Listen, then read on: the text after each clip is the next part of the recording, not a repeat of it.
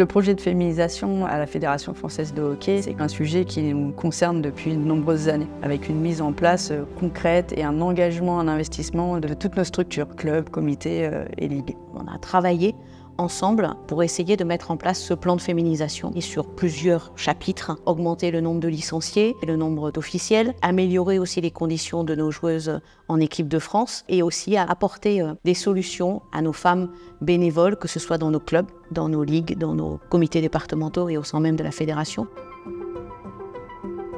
Les actions du plan de féminisation sont multiples, mais une des plus importantes, c'est le printemps du hockey féminin.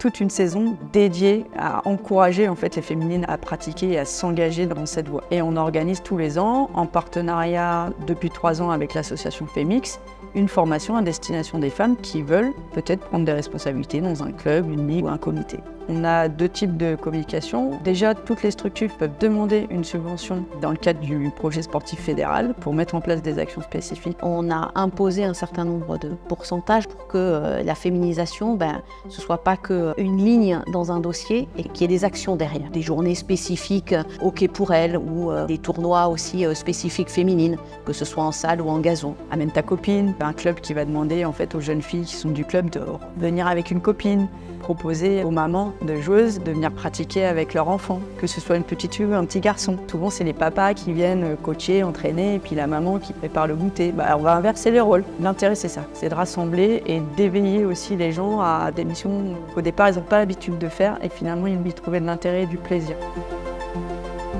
Et notre collaboration avec l'Agence nationale du sport, elle est très importante. Outre l'accompagnement financier, on a surtout un soutien sur toutes les actions et sur tout le projet global que l'on met en place. La fédération met en place tout un kit de communication. Et ensuite, nous, on va encourager les structures à communiquer sur leurs actions et on va les valoriser sur notre site internet, sur nos réseaux sociaux. On va aller vraiment impacter la confiance de toutes ces femmes et leur dire que oui, elles sont capables de s'impliquer. Si ça impacte notre confiance, ça impacte toute notre vie. Et le monde associatif, c'est ça, c'est le vivre ensemble. Et c'est là où ce projet de féminisation, il doit avoir de l'impact, dans le vivre ensemble et dans le collectif.